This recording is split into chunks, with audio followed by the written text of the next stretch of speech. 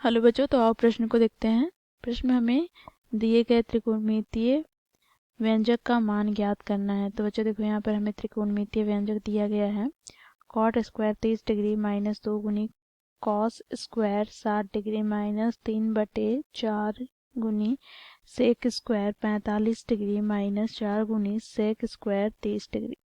तो दिए गए प्रश्न की मुख्य अवधारणा की बात करें तो बच्चों यहाँ पर हम देखेंगे कॉट 30 डिग्री का मान क्या होता है। तो बच्चों देखो यहाँ पर √3।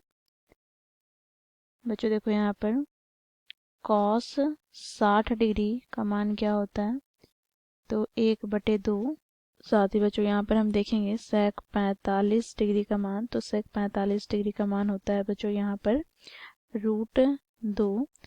इसी प्रकार सेक 30 डिग्री, तो सेक 30 डिग्री का मान क्या हो जाएगा, तो 2/√3। तो इस मुख्य अवधारणा की सहायता से दिए गए प्रश्न को हम हल करेंगे।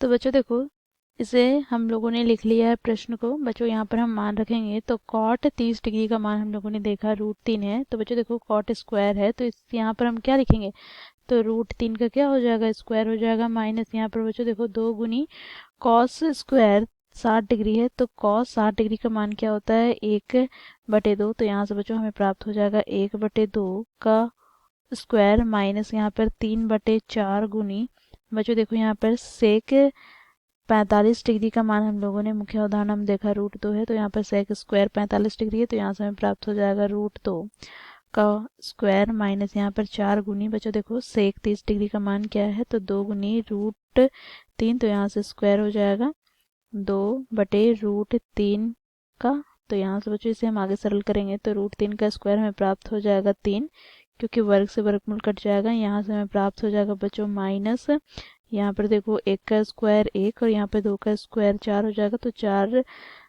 को बच्चों हम 2 से विभाजित करेंगे, तो हमें प्राप्त क्या हो जाएगा 1/2। ठीक है, फिर यहाँ से बच्चों माइनस का क्या होगा, देखो √2 का स्क्वायर हमें 2 प्राप्त होगा, 2 से बच्चों हम 4 को विभाजित करेंगे तो हमें 2 प्राप्त हो जाएगा। तो यहाँ से हमें प्राप्त हो जाएगा 3/4।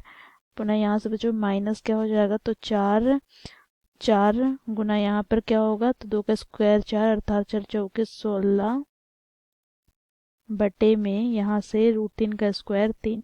अब बच्चों यहाँ पर हम लघुत्तम लेंगे 2, 4 और 3 का, तो लघुत्तम हमें क्या प्राप्त हो जाएगा, तो देखो यहाँ पर 12।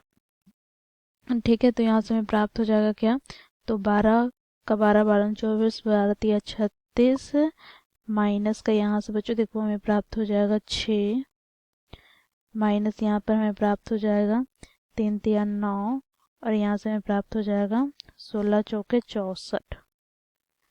बच्चों इसे हम आगे सरल करते हैं, तो हमें प्राप्त क्या हो जाएगा, तो बच्चों देखो यहाँ पर 36 माइनस 79 बटे में क्या हो जाएगा, तो बटे में क्या है 12। अब बच्चों देखो यहाँ पर इसे हम आगे सरल करते हैं, तो यहाँ से हमें माइनस 43/12 प्राप्त हो जाएगा। तो ये हो जाएगा बच्चों हमारा दिए गए प्रश्न का उत्तर। तो इस प्रकार बच्चों हम लोगों ने मुख्य अवधारणा की सहायता से दिए गए प्रश्न को हल किया। आशा करती हूँ आप लोगों को यह प्रश्न समझ में आया होगा। धन्यवाद।